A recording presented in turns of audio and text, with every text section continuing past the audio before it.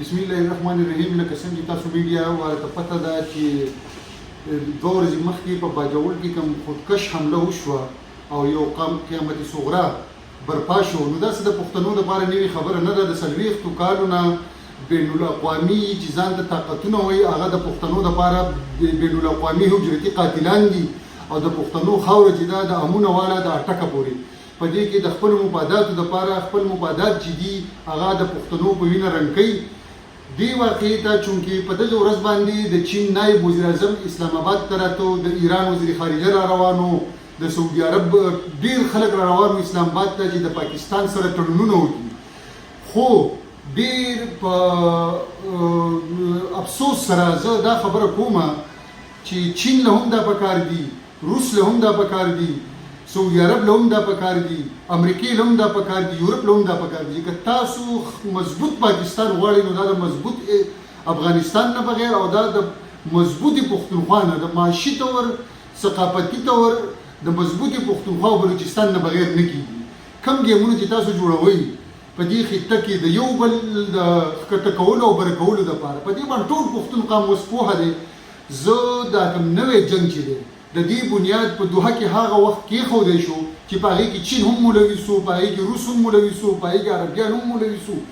په هغې کې د هر ملکو چې ځان ته یو جمهوري ملک وایي د ټولو جمهوري ملکونو نمایندګان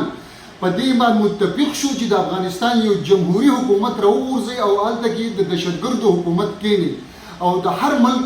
دا تمه وه او په دې خوشفهمۍ کې پروت و چې دا دهشتګرد تنظیم کوم ګروپ چې دی د طالبانو چې دا موږ په افغانستان کېنو دا به زموږ جمهوریت له زموږ معیشت له ګټه راوړي. خو دا د دې خیالخیالي وه او د دې نوې دهشتګردۍ کوم لهر چې راغلی دی، که د داعش په نوم دی، که د القاعدې په نوم دی، که د طالب په نوم دی، که د ایست ازبکستان په هر نوم دی، دا نان سټیټ ایکټرز چې دي د دې نه سټیټ ایکټرز دي ټولو ملکونو د دوی په معاهده کې جوړ کړلو. او د هغې نتیجه دا ده زه خلک وایي خودکش د کوم ځای نه جوړېږي. زه د خودکشو فکټري چې ده د هغې منشور چې دی د دوی معاهده ده او د هغې فکټریانې چې چا د دوی په معاهدې دستخط کړي دي هغه ټول چې دي هغه د دې خودکش دماکو چې دي ماسټر مایندز دي. هغه په دې خطه کې د جنګ برپا کېدو دا کوم عمل چې دی په دې کې ککړ دي، د هغو لاسونه، د هغو پالیسۍ، د هغو وینې، د هغو مخونه د پښتنو د وینو نه رنګ دي. پښتنو له پکار دي نور چې د اسلام په نوم دا ټیکهداریانې پرېږدي. دا د اسلام په نوم ټیکهداري نه ده،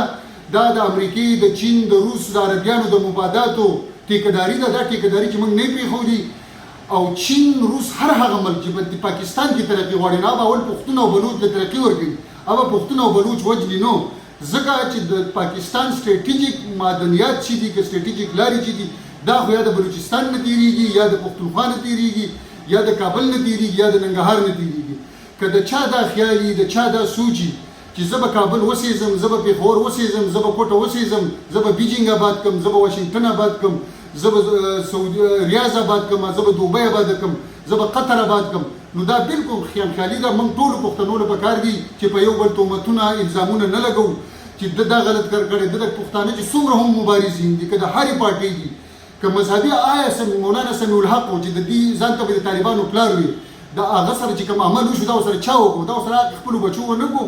آیا د فضل الرحمن سره چې کوم عمل روان دی چې ده به وایي چې د اسلام آباد چې دا طالبان زما څه دي، زما نظریاتي ملګري دي، نو آیا اوس نظریاتي ملګري دي او که دښمنان دي؟ دهشتګرد دی. دا د پښتنې خاورې، د پښتون کلتور، د پښتون ثقافت، د پښتون ترقۍ، د پښتون معیشت دښمن دی. او زه په ټول قوم غږ کوم چې یو بل ته کنځل مه کوئ. پښتانه جوړ شئ او افغانان جوړ شئ، راجمع شئ، جرګه شئ، مرکه شئ او ټولې دنیا ته څنګه چې هغو تاسو ته د دوی معاهدې په شکل کې یو خونړي معاهده کېښوده، دقه شان تاسو ټولې دنیا ته راجمع شئ او د امن یو معاهده ورته کېږدئ او د پای ټکی ورته کېږدئ چې که داسې زموږ سره د امونه واله دا ټکه پورې ځئ. خو ټول د ترقي او خوشحالي په دې کې ده. او که نه ځئ نو د دې هر څه کم سے کم یو داسې روډمیپ تاسو دنیا ته خامخا کېږدئ چې را روان نسلونه چې دي هغه بیا تاسو معاف کړئ. دا د مزومتونو خبره نه ده، دا د احتجاجونو خبره نه ده، دا د ناستې خبره ده. دا کمې پالیسۍ چې ټوله دنیا به کېناسته، کله به په بیجینګ کې میټینګ وو، کله به په ماسکو کې وو، کله به په واشنګټن کې وو، کله به په قطر کې وو، کله به په دوبۍ کې وو او خلکو به خوشحالېدل او ګډان به یې خوړل او مهي به یې خوړل. او د هغې دوه معاهده وشوه. د هغې دوه معاهده چې ده د پښتنو د وینو تویېدو یو ډاکومنټ دی. دغه راوالی دا بهیر عرب ته وغورځوئ او د قطر په باچا اعظم غږ کوم چې دومره وړوکی ملک دی ته دومره ټول پښتانه افغانان په خپل ملک داسې معاهدو له داسې خلکو المواقع مو ورکوه دفترې مو ورکوه چې هغه د انسانیت چې د هغو لاسونه د انسانیت په وینو باندې د افغانانو په وینو باندې او د پښتنو په وینو باندې صحیح کړي او که تاسو د دې عمل نه باز نه راځئ نو یوازې به افغانستان نه سوځي یوازې به پېښور نه سوځي یوازې به کوټه نه سوځي